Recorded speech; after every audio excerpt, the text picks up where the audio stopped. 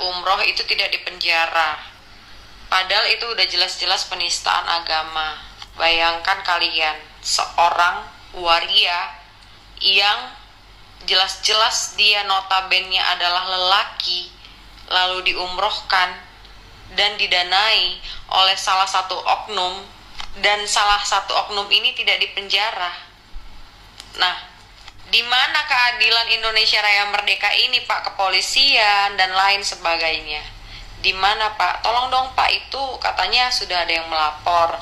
Ya, tetapi kan seharusnya yang mendanain ini dipenjara, Pak, dipenjara, dipidanakan seharusnya ya, Pak ya. Menurut pengalaman saya ini, yang udah saya lihat penistaan agama di Indonesia Raya Merdeka ini dipenjara gitu. Tetapi kan kalau mendanain itu kan dia sudah tahu bahwasan si yang umroh ini, si transgender ini adalah waria. Dia kan sudah tahu gitu. Dia termasuk dalangnya juga dong, Pak. Dalang dari segala dalang. Sekali ular tetaplah ular. Itu nggak akan bisa berubah menjadi merpati ya. Digiringlah opini seolah-olah yang bikin demo itu adalah si Nikita ke Dokter O. Padahal dari mana jalannya? Coba gue tanya ke kalian ya, supaya dibikin perpecah belah antara Nikita sama Dokter Oki. Oh my god, mengerikan sekali ya orang-orang ini ya. Kalaupun itu benar-benar terjadi, mengerikan sekali.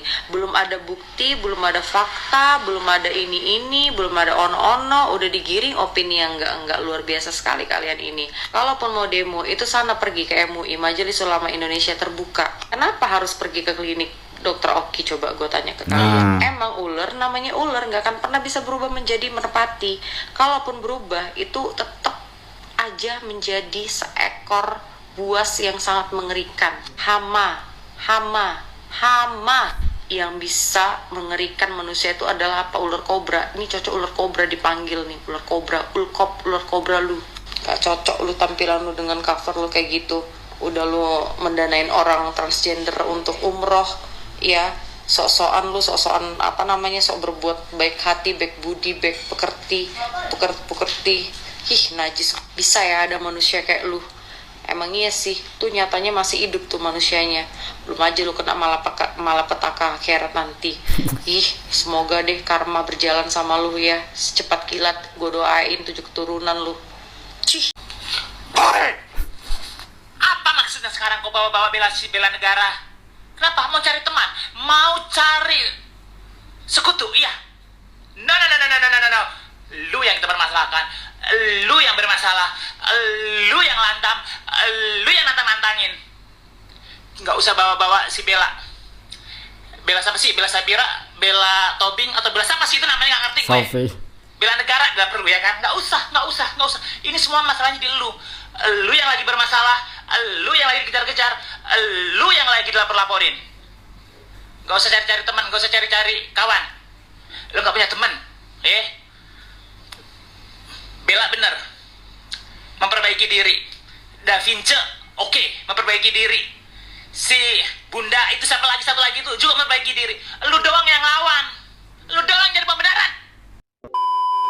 Isu transgender umroh masih menjadi topik hangat yang dibicarakan sampai dengan saat ini. Kalau tidak salah, Yolo ini juga sudah bikin laporan ke pihak kepolisian terkait umroh Isa Sega yang diduga merupakan seorang transgender. Tapi yang menjadi pertanyaan dari Valerie, bukan hanya Isa Sega yang dikategorikan masuk penistaan agama, tapi orang yang mengumrohkan Isa Sega juga wajib. Karena pada dasarnya dia sebenarnya ini tahu gitu ya, bahwa Isa Sega ini adalah seorang transgender yang mana jenis kelamin sebelumnya adalah seorang laki-laki. Tapi kenapa diberikan kesempatan seluas-luasnya, kebebasan seluas-luasnya untuk umroh, yang mana di sana adalah kota suci. Bahkan untuk melaksanakan ibadah saja ada perbedaan untuk saf perempuan dan saf laki-laki. Nah, masalahnya Isa Sega ini gabung di saf perempuan. Hal ini tentu saja menimbulkan amarah dari umat Islam di Indonesia, seolah-olah agama Islam itu dinodai, dinistakan. Maka sepantasnya pelaku dan juga pendana menerima konsekuensi hukum. Yang berikutnya, Mbak Valerie juga menyoroti soal pendemo di Bening Klinik terkait dengan LGBT. Jadi isi demonstrasi mereka itu menolak LGBT gitu ya di negara Indonesia. Sebenarnya sah-sah saja, tidak ada larangan bagi siapapun untuk melaksanakan demonstrasi. Tapi menurut Mbak Valerie salah tempat. Kenapa demonya di Bening Klinik? Langsung ke MUI yang ngurusin hal-hal seperti itu, bukannya ke Bening Klinik. Berarti diduga ada orang yang menyuruh atau mendanai mereka. Kalau dari pihak P, mereka tuh seolah-olah menuduh gitu ya bahwa Nikita Mirzani lah yang mendanai mereka untuk melakukan demonstrasi dengan tujuan untuk melaksanakan politik divide et impera, yang artinya politik memecah belah. Apakah politik mereka ini berhasil atau tidak? Sepertinya tidak. Karena yang kita lihat bersama, Nikita Mirzani dan Dr. Oki itu tetap solid sampai dengan saat ini. Yang nonton video saya tadi, kalian pasti tahu soal pembahasan tentang arahan dari para buzzer untuk menyerang Miss Glo dan juga isu LGBT. Ada satu komentar yang sangat menarik di sini. Jadi rencananya sekarang SS dan P lagi cari cara dan narasi supaya bagaimana hasil labnya beda dengan Doktif. Padahal yang sebenarnya hasil labnya memang sama dengan hasil lab Doktif. Kalian bayangkan saja, rencana yang sangat-sangat tidak terduga kalau memang betul mau dilaksanakan oleh SS dan juga P. Mereka mau bikin narasi supaya hasil lab antara mereka dan Doktif itu beda. Padahal sebenarnya sama. Sumpah nggak pernah segedek ini sama orang. Tuti, tukang flexing, penista agama, semua diborong yang jelek-jelek.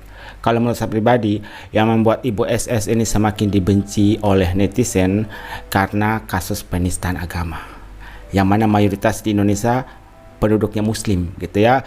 Jadi mereka sangat vokal untuk menyuarakan persoalan penistaan agama. Itu merupakan hal yang sangat sensitif. Tapi kenapa belum ada tindak lanjut dari pihak kepolisian atas laporan dari Yolo ini? Dan kalau tidak salah, yang lapor itu bukan cuma Yolo ini, ada lagi satu orang gitu ya yang melaporkan kasus penistaan agama ini ke pihak kepolisian. Takut miskin lagi kali dia. Ada yang komentar, mungkin dia takut miskin, jadi dia melakukan berbagai macam cara, entah itu cara yang tidak baik atau cara curang gitu ya, hanya semata-mata untuk menyelamatkan diri, menyelamatkan produknya, menyelamatkan harta bendanya, dan sebagainya. Ex pekerja owner skincare nakal bakal speak up dan jadi saksi buat Doktif. Waduh, kira-kira owner skincare siapa yang dimaksud? Jadi ada ex karyawan yang sebelumnya pernah bekerja di salah satu owner skincare tersebut akan speak up. Kira-kira apa yang akan dibocorkan? Rahasia apa yang akan disampaikan dalam kesaksiannya nanti? Kalau dilihat dari narasinya, sepertinya ex karyawan tersebut berpihak kepada Doktif. By the way, kenapa ajuan dana ke investornya nggak di ACC? Ketahuan banyak hutangnya, nggak mampu bayar ya. Kalian masih ingat nggak sih ada story dari Yoki? Jadi owner skincare ini, oknum-oknum skincare ini kehabisan dana untuk menjebloskan Nikita Mirzani ke dalam penjara. Oleh karena itu mereka itu meminta bantuan atau istilahnya pinjam uang ke salah satu investor. Tapi dari pihak investor permintaan mereka tidak di ACC. Mereka pinjam uang tapi tidak diturutin. Pihak investornya nggak mau untuk ngasih pinjam uang ke oknum-oknum pengusaha skincare ini. Kenapa? Ketahuan mungkin mereka banyak utang, atau takut mereka nggak mampu untuk kembaliin uang tersebut. Akhirnya nggak di ACC.